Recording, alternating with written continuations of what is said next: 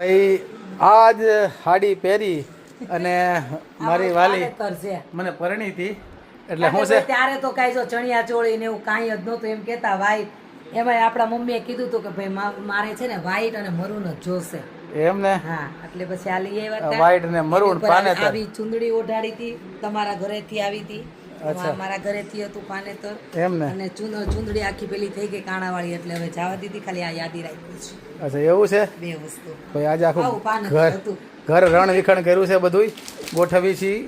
મારી વાલીનો જે કબાટ છે ને એને હમો નમો કરીએ છીએ. સેલું જોવો આ સેલું જો હજી આ હું મા ચોઈસ મારી છો ભાઈ. હે હા હું લેવા ગયો તો કલર મેં કીધું આપણે ઇંગ્લિશ કલર થોડોક લેવો મને ગમતો હતો એટલે આ કલર મેં લીધો હતો. મસ્ત છે. મને હજી યાદ છે. હા તમારે આ પહેરાય હજી ફેશન જ છે અંતરાની પહેરાય.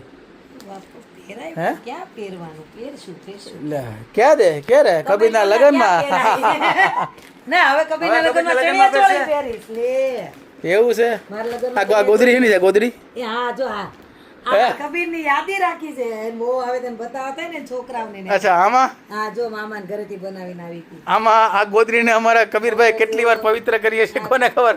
આ ઘોડિયું અમારા મમ્મીએ બનાવી છે. એ પોતે વર્ક કરેલું છે. કબીરભાઈ નું ઘોડિયું આ પોતે આખું વર્ક નું કરેલું છે. એને મશીન આગળ ચલાવતા નહીં એને કરેલું છે. હા એ મમ્મીએ વર્ક કરેલું છે આખું. વાહ ભાઈ વાહ. પેલા લગ્નમાં રૂમાલ આપતા ને જો આ બનાવ્યો છે રૂમાલ આપતા. આ મશીન વર્ક છે ને વચ્ચે પાછું હેન્ડ વર્ક છે. હા હેન્ડ વર્ક છે. વાહ ભાઈ વાહ.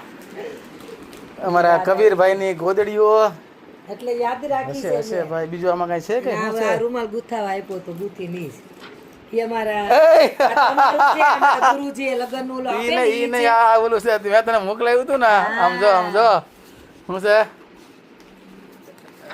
આઈ લવ યુ ને 14 તારીખે હું આવ્યા આવું લવ બહુ વેલેન્ટાઇન ડે એમ તો હતો ને ત્યારે તો હા આ લવ બહુ ના બધા મોકલાવ્યા હતા ભાઈ આપણે એને. બસ આ બધી એની યાદો છે બધી જૂની.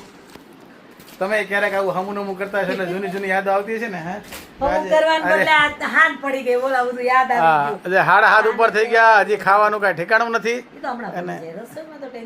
હાલો કઈ નહીં ફટાફટ હમુનમું કરી લઈ. તમે ક્યાંથી વ્લોગ જોવો છો જરા કમેન્ટ કરજો. પેલાના જમાનામાં આવું હતું રૂમાલ લાવવાના હોય આપણે ટીપાઈ ઉપર પાથરિયા નીકળ્યું. હા ઈ પણ મજા આવતી હતી. બનાવેલો છો ખબર હા કોની ઘરે ભાઈ હજી આવા રૂમાલ છે નવા વર્ષ નથી ખબર પાથરે આપણે મહેમાન આવે એટલે છે બસ કથા ને એવું હોય ત્યારે પ્રસાદ ને એવું બધું રાખવાનું હોય ને ઈ બધા. હાલો તો ભાઈ ફટાફટ કમેન્ટ કરજો અને ફરી પાછા ભેગા થવું. રોજના 3-4 બ્લોગ બનાવી છે એટલે લાઈક શેર ફોલો કરજો એટલે આપણે ઓનલાઈન તો રોજ ભેગા થઈ શકીએ. હાલો તો હેવડે ને રામે રામ.